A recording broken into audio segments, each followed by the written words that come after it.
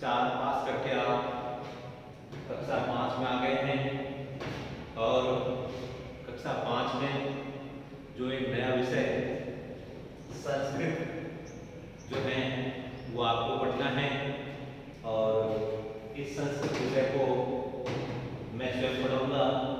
नाम तो आप मेरा जानते ही हैं, मूलाराम वगैरह। और पहला अध्याय जो है वर्णमाला ये पढ़ेंगे। उससे पूर्व हम जो है सबसे पहले प्रार्थना जो है वो करते हैं। प्रार्थना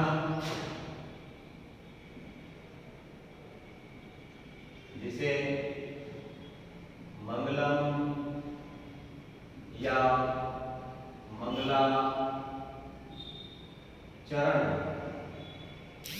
भी मंगलाचरण भी कहते हैं। प्रार्थना इसलिए कहते हैं बच्चों, ताकि जो है हम जो भी काम कर रहे हैं वो काम अच्छी तरीके से पूरा हो जाए, उसमें कोई बाधा ना आए। तो मेरे साथ साथ आप ये मंगलम जो है वह आप पढ़ेंगे। पेज नंबर 1 पर मंगलम अस्तु मा सद्गमय तमसो मा ज्योतिर्गमय मृत्युर्मा अमृतं गमय। क्या कहा गया है?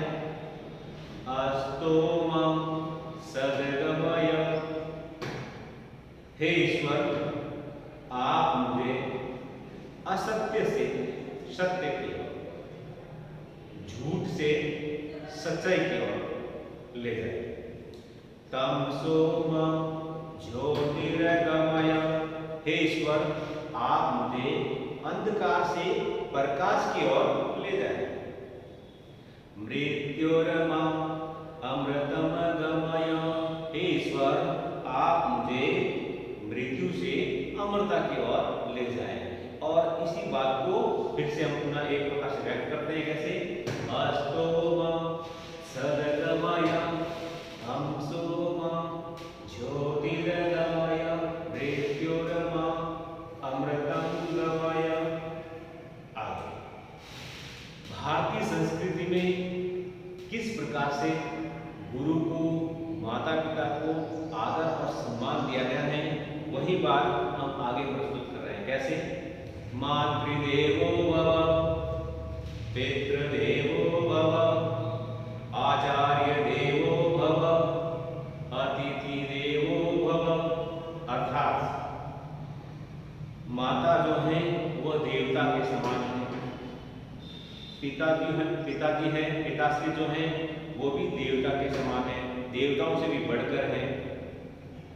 और आचार्य अर्थात गुरु जो हैं वो भी जो है देवताओं से बढ़कर के हैं या देवताओं के समान है। और ये कहा गया है कि अतिथि देवो भव, अर्थात अतिथि अर्थात मेहमान जो है वह भी देवताओं से बढ़कर के होता है, देवताओं के समान होता है।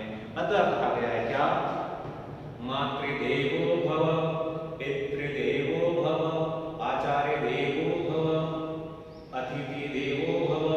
ये था प्यारे विद्यार्थियों मंगलम। अब हम बात करते हैं संस्कृत का सामान्य परिचय। जैसा कि प्यारे विद्यार्थियों आप जानते हैं, संस्कृत शब्द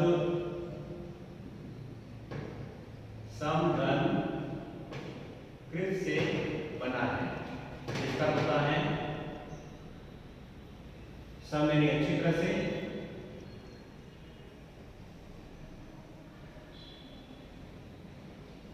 और कृत का पता है किया हुआ, अर्थात पूर्णतः शुद्ध परिनिष्ठ जो भाषा है वो होती है संस्कृत भाषा। आप जानते हैं संस्कृत को देववाणी कहते हैं। देववाणी अर्थात देवताओं की वाणी। प्यारे विद्यार्थियों, संस्कृत वर्तमान समय में भी पढ़ना इसलिए जरूरी है क्योंकि इस संस्कृत से जो है हमारे संस्कार क्या है, हमारी क्या है, उन शब्द का ज्ञान हमें जिस भाषा से होता है उस भाषा का नाम है संस्कृत, और संस्कृत को कहते हैं देववाणी।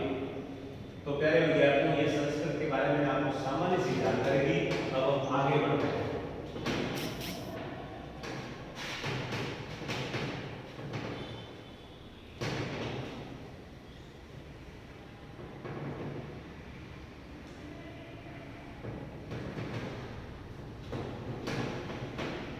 जैसा कि आपने पढ़ा होगा कक्षा 4 में कि कोई भी भाषा जो है उस भाषा में जो है वर्ड होते हैं। जैसे अगर हम अंग्रेजी की बात करें तो अंग्रेजी में भी जो है अल्फाबेट होते हैं। ठीक उसी प्रकार से चाहे हिंदी भाषा हो चाहे संस्कृत भाषा हो, सब में क्या होते हैं, वर्ड होते हैं। वर्ड वर्ड क्या है बच्चों? वर्ड भाषा की सबसे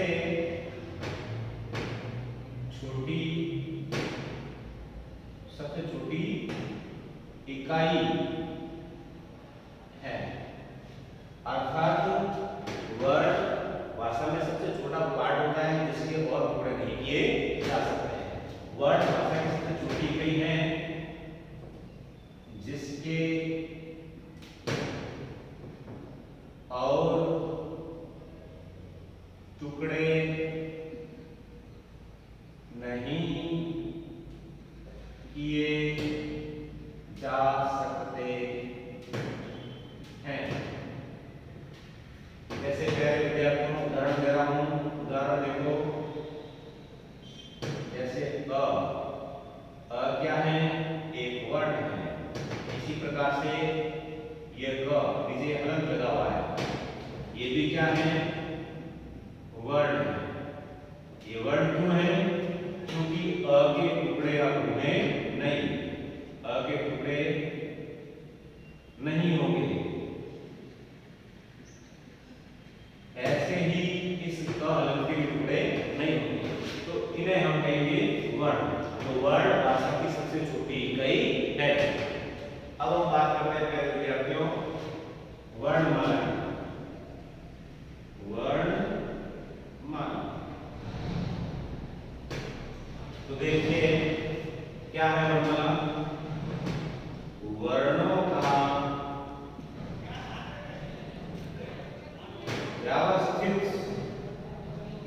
वर्णों का व्यवस्थित और क्रमबद्ध, वर्णों का व्यवस्थित और क्रमबद्ध रूप ही वर्णमाला कहलाता है। वर्णमाला कहलाता है वर्णों का व्यवस्थित और क्रमबद्ध रूप ही वर्णमाला कहलाता है।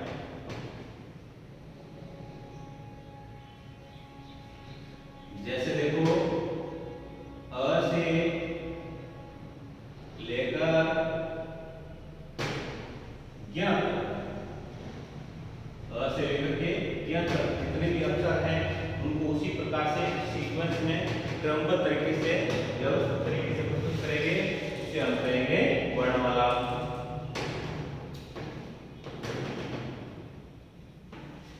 जैसा कि आप जानते हैं बच्चों कि जब वर्णों का मेल होता है तो शब्द बनते हैं। जैसे अ म र, अब ये शब्द देखो आप, अ म र, ये अलग अलग वर्ण मिले तो क्या बन गया? ये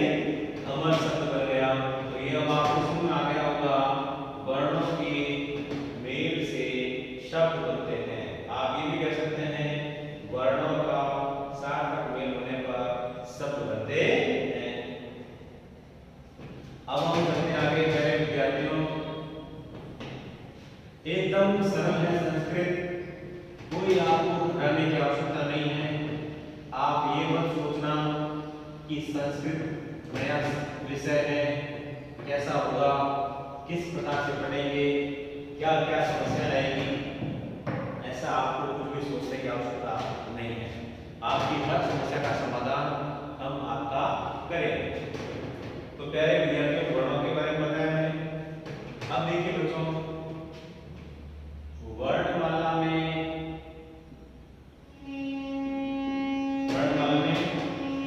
तीन प्रकार के वर्ण होते हैं। तीन प्रकार के वर्ण होते हैं। नंबर 1 स्वर वर्ण, नंबर 2 व्यंजन वर्ण, नंबर 3 अयोग वाह। ये तीन प्रकार के वर्णमाला में होते हैं, स्वर, व्यंजन और अयोग। प्यारे विद्यार्थियों, अब हम स्वर की बात करते हैं। ये स्वर वर्ण,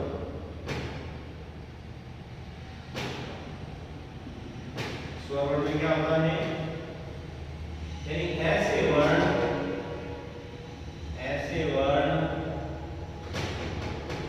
जिनके उच्चारण में अन्य किसी वर्ण की सहायता नहीं लेनी पड़ती है, उसे स्वर वर्ण कहते हैं। ऐसे वर्ण जिनके उच्चारण में किसी वर्ण की सहायता नहीं लेनी पड़ती है या नहीं लेते हैं, उसे कहते हैं स्वर वर्ण। जैसे देखिए, क्या है, स्वर है। अब देखो संस्कृत वर्णमाला में 13 स्वर है। कितने? 13 स्वर वर्ण है। संस्कृत में 13 स्वर वर्ण है। कैसे हैं? मैं लिख रहा हूं यहाँ पे, अ, आ, ई, उ, री, री, ए, आई, ओ, आओ। ये 13 जो है स्वर है। 1 2 3 4 5 6 7 8 9 10 11 12 13। प्यारे विद्यार्थियों, ये 13 जो है संस्कृत में स्वर हैं। आगे चलते हैं स्वर के बाद में। ये स्वर हो गया बेटा। अब चलते हैं व्यंजन वर्ण। व्यंजन वर्ण, तो वे वर्ण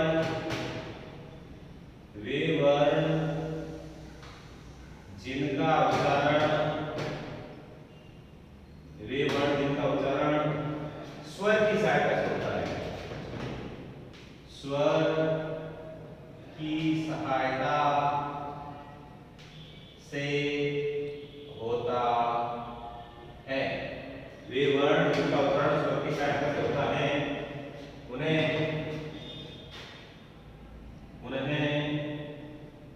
व्यंजन वर्ण कहते हैं। संस्कृत में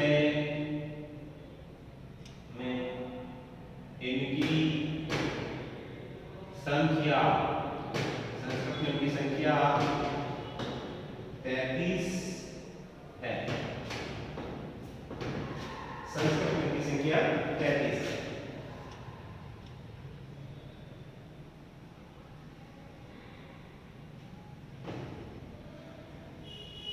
संस्कृत में की संख्या 33 है। अब कौन कौन से हैं, किस प्रकार से व्यंजन वर्ण हैं, उन्हें हम प्रस्तुत करते हैं। देखिए ये सब आपने पढ़ रखा है हिंदी में, सेम वही है, कोई उसमें अभी तक इतना विशेष परिवर्तन नहीं हुआ है, और जो परिवर्तन होगा हम आपको बता देंगे। हिंदी में 1100 होता है और संस्कृत में 1300 होता है, बस ये थोड़ा फर्क हुआ।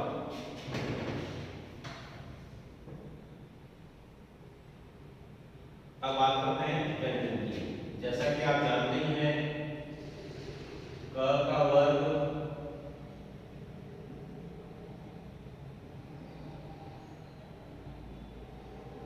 क का वर्ग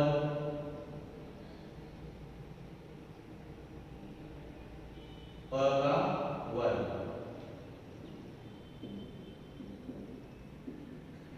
कचत्ता कचत्ता यानी कि क का वर्ग, च का वर्ग, ख का वर्ग, क का वर्ग, प का वर्ग। वर्ग का मतलब क्या होता है? समूह, समूह, वर्ग बोले तो समूह। अब प्यारे विद्यार्थी आप जानते ही हैं क के वर्ग में क्या आता है? क, ख, ग, घ, ड़। च के वर्ग में च, छ, ज, झ, य। इसी प्रकार से ट, ठ, ड, ढ, ण। इसी प्रकार से हम ट वर्ग की बात करते हैं तो ट, ठ, ड, ध, न। ऐसे ही प में प, फ, ब, भ, म। ये हमने जो है इनको वर्ग के हिसाब से प्रस्तुत कर दिया। अब अगर मैं कभी तुम्हें ये कहूं कि प वर्ग के व्यंजन लिखो, तो तुम्हें पता होना चाहिए कि प के समूह में क्या आते हैं? प, प, ब, भ, म। अगर मैं कहूं कि च वर्ग में कौन कौन से आते हैं, तो आप कहोगे च, छ, ज, झ, ञ। यदि मैं कहूं कि ड वर्ग में क्या आता है, तो आप कहेंगे ट, ठ, ड, ढ, ण। अगर मैं कहूं कि ब वर्ग में क्या आता है, तो आप कहेंगे क, ख, ग, घ, ड़। अगर मैं कहूं कि बताइए ये ठ जो है वो किस वर्ग का है, तो आप कहोगे ये ट वर्ग का है। अगर मैं कह दूं ध जो है किस वर्ग का है, तो आप कहेंगे ध जो है ट वर्ग का है। मैं अगर पूछूं ऐसा क्यों, तो आप कहोगे त के वर्ग में, क के समूह में आता है ध, इसलिए ट वर्ग का माना गया है। क्या ट वर्ग का? प्यारे विद्यार्थियों, ये जो है ये 25 है, 25, क्योंकि 1 2 3 4 5 5 है, वर्ग से 5 है, 1 2 3 4 5, 5 × 5 बराबर 25। ये 25 जो है, ये 25 वर्ण स्पर्शीय वर्ण कह सकते हैं, व्यंजन कह सकते हैं, स्पर्शीय व्यंजन है। अब इसको समझो, स्पर्श का मतलब क्या होता है? स्पर्श का मतलब होता है टच, अंग्रेजी में बोलते हैं TOUCH, टच, टच करना नहीं, छूना। तो ये जो 25 वर्ण हैं प्यारे विद्यार्थियों, क से लेकर के म तक, क से म तक, इनको स्पर्श व्यंजन कहते हैं। क्यों? क्योंकि इनको जब हम बोलते हैं, इनका जब हम उच्चारण करते हैं, तो हमारी जीभ जो है वो मुख में कहीं ना कहीं टच होती है, कहीं ना कहीं स्पर्श करती है। इसीलिए क से लेकर के म तक के 25 व्यंजनों को, 25 वर्णों को स्पर्शीय व्यंजन कहते हैं। प्यारे विद्यार्थियों, ये आपको समझ में आ गया होगा। अब चलते हैं आगे।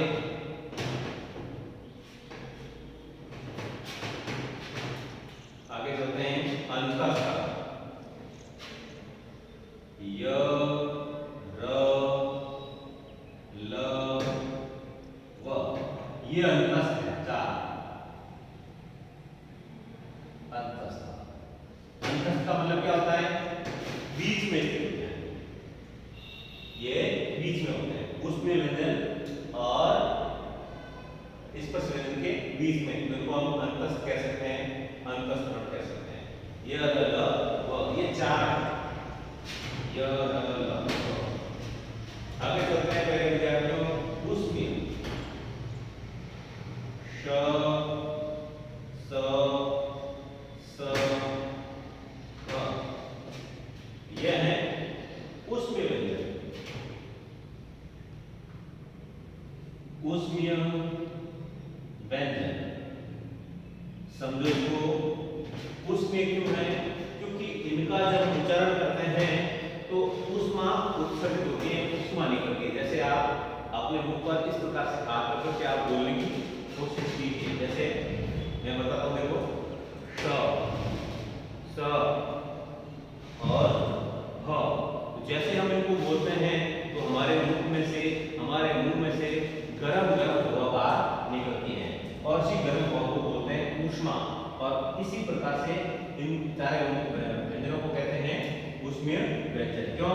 क्योंकि इनको बोलने पर मुख में से ऊष्मा उत्सर्जित होती है, इसलिए इनको ऊष्मीय व्यंजन कहते हैं, ऊष्मीय व्यंजन कहते हैं।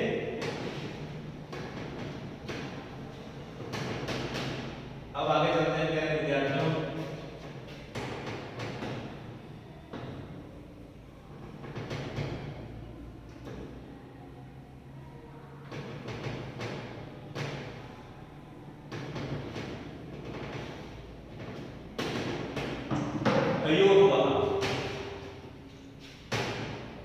अयोग वाह।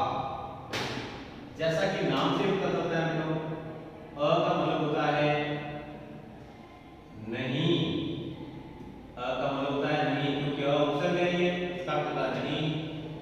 योग का होता है जुड़ा हुआ, और वह मतलब साथ में, अर्थात जो साथ में जुड़ करके भी साथ में जुड़ने के लिए साथ में गिने नहीं जाते हैं, ऐसे वर्णों को कहते हैं अयोग वाक्। तो देखो हम इन्हें कह सकते हैं ये स्वर भी नहीं होते हैं और ये व्यंजन भी नहीं होते हैं, दोनों के बीच की स्थिति होती है, उन्हें कहते हैं हम क्या? अयोग वाक्। तो वे वर्ण जो न तो स्वर होते हैं न ही व्यंजन, परंतु फिर भी इसका उपयोग भाषा में किया जाता है, उन्हें हम अयोग वाक् कहते हैं। और आप जानते हैं, मैंने बता दिया, एक्सप्लेन कर दिया कि अयोग वाक् वे वर्ण होते हैं जो न तो स्वर होते हैं न ही व्यंजन होते हैं, परंतु फिर भी इनको वर्णमाला में गिना ही जाता है, वो कहलाते हैं अयोग वाक्। और अयोग वाक् हैं दो कौन कौन से हैं? एक है अनुस्वार, इसको आप इस प्रकार से प्रस्तुत करते हैं। दूसरा है विसर्ग, ये विसर्ग, ये अनुस्वार और विसर्ग क्या है? अयोग वाक् है, अर्थात इनको वर्णमाला में गिना तो जाता है लेकिन ये न तो स्वर है और न ही व्यंजन है।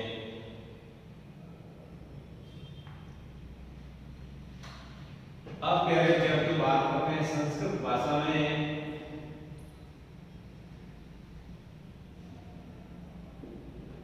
कुल 48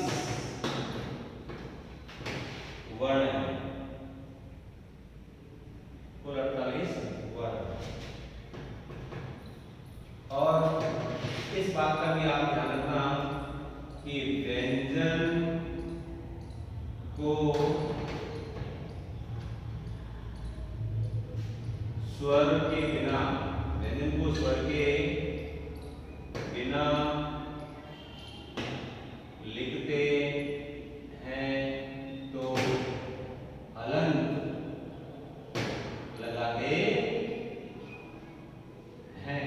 समझे? देखो जैसे मैंने लिखा क, अब देखो इसमें क्या है? इसमें स्वर है, क्या स्वर है इसमें? ये मैंने लगाया इसको हलंत। किसी उद्दीप की लाइन जो है इसको कहते हैं हलंत। अब मैंने क में हलंत लगाया तो इसमें से बाहर क्या निकल गया? अ, क हलंत अ बराबर हो गया क्या? क। इसी कि द में कौन सा स्वर है, तो आप कहेंगे सर इसमें हलंत द प्लस ये स्वर है। तो व्यंजन को स्वर के बिना जब लिखते हैं तो नीचे जो तिरछी सी लाइन लगाते हैं, इसी तिरछी लाइन को कहते हैं हलंत।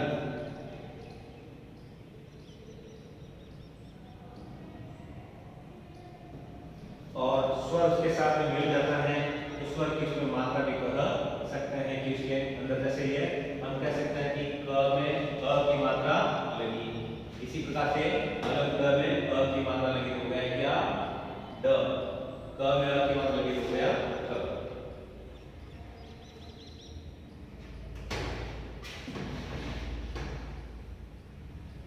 मैं आशा करता हूं, मैं विश्वास करता हूं कि मैं जो आपको पढ़ा रहा हूं ये आपको अच्छी तरीके से समझ में आ रहा होगा।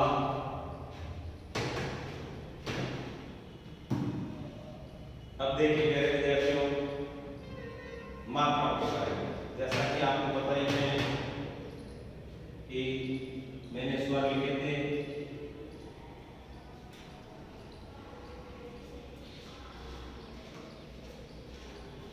वो इस प्रकार से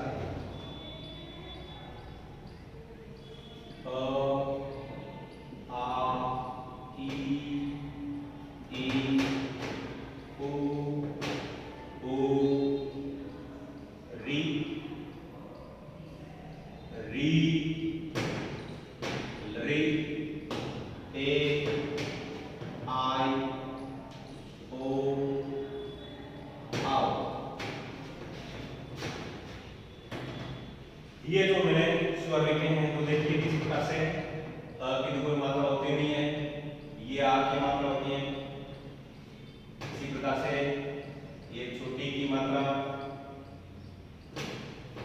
ये बड़ी की मात्रा, छोटा ऊ की मात्रा, बड़े ऊ की मात्रा,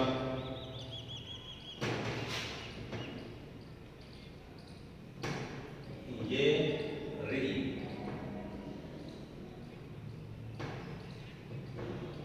ये री की मात्रा,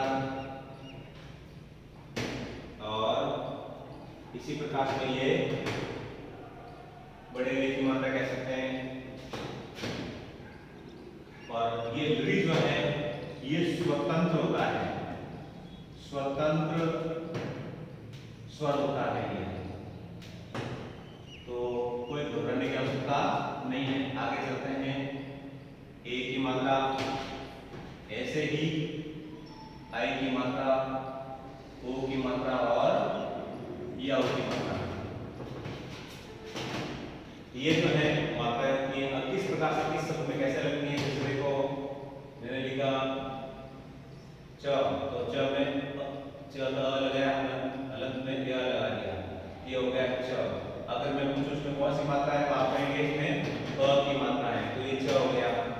उसका आ की मात्रा लगे तो चा हो गया, इसी प्रकार से ई की मात्रा लगाए तो ची हो गया, बड़ी की मात्रा लगाए तो ची हो गया, इसी प्रकार से चू हो गया, बड़े की मात्रा ये चू हो गया, इसी प्रकार से डी की मात्रा बोले तो श्री, इसी प्रकार से ये श्री, और लिखित की मात्रा आएगी नहीं, ये हो गया चे, ये हो गया चाय, ये हो गया चो, और ये हो गया चाव। मैंने इस प्रकार से जैसे ये च वर्ण पर मात्रा लगी है, इसी प्रकार से प्रत्येक वर्ण पर मात्रा लगाई जा सकती है। प्यारे विद्यार्थियों, आज आपने इतना पढ़ा कि वर्णमाला क्या है, वर्ण क्या है, और स्वर क्या है, व्यंजन क्या है, प्रयोगवा क्या है। अब यही पर हम वाणी विराम लेंगे। धन्यवाद, नमस्कार। आप पढ़ रहे थे मुझसे, नाम मेरा जानते हैं आप, गुलाराम गोदारा, और कक्षा 5वीं विषय संस्कृत। धन्यवाद।